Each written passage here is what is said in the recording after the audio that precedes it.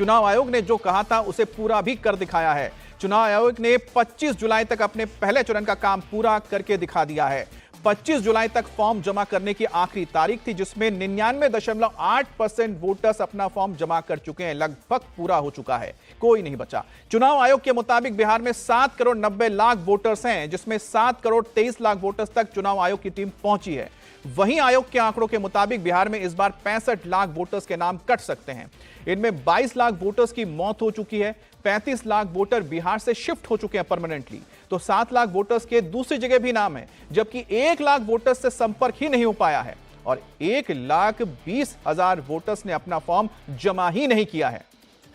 आपको बताते हैं कि चुनाव आयोग ने 26 जून से वोटर लिस्ट रिवीजन का काम शुरू किया था और 25 जुलाई तक फॉर्म जमा करने का डेडलाइन था। चुनाव आयोग ने 25 जुलाई तक 99.8% वोटर्स का फॉर्म कलेक्ट कर लिया और अब दूसरे चरण के लिए काम शुरू कर दिया गया है।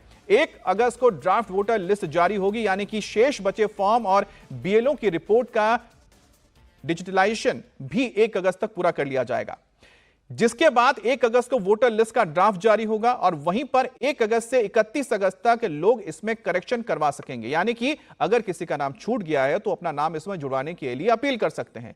1 सितंबर के बाद फाइनल वोटर लिस्ट पब्लिश कर दी जाएगी। नीतीश हमारे साथ जुड़ गए हैं।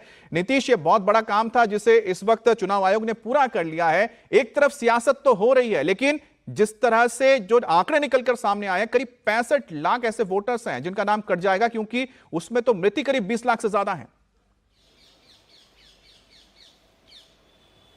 जी हाँ, बिल्कुल। और ये जो आंकड़े हैं वो चुनाव आयोग की तरफ से बताए गए हैं कि करीब 65 लाख ऐसे वोटर हैं जिनके नाम कटे हैं। और कटने की वजह ये है कि जिनकी मौत हो गई है या फिर जो दूसरी जगह शिफ्ट हो चुके हैं या फिर जिनका एक से अधिक जगह वोटर लिस्ट में नाम है। तो इस तरह के करीब 65 लाख मतदाता होते हैं और इसकी लिस्ट जो है बिहार के 12 जो रजिस्टर्ड दल हैं उनको दे दी गई है, ताकि वो उसको देखकर इस संबंध में वो यदि कोई आपत्ति करनी हो तो कर सकते हैं। फिर 1 अगस्त को जो उसकी कॉपी प्रकाशित होगी वो भी दी जाएगी और उसके बाद 1 महीने का समय होगा।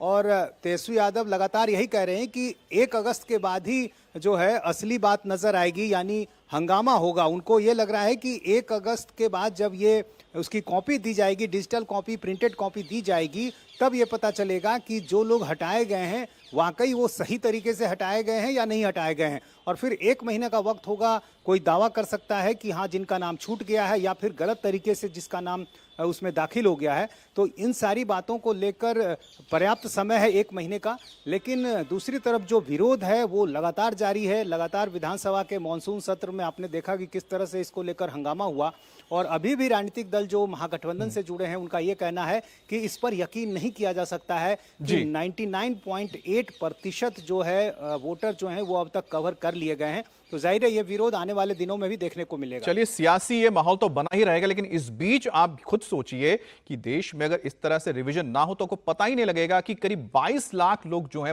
मर चुके, लेकिन उनका नाम वोटर लिस्ट में है। ऐसे में अगर उनके नाम से कोई वोट दे रहा है तो लोकतंत्र के खिलाफ कितना बड़ा वो एक षड्यंत्र है।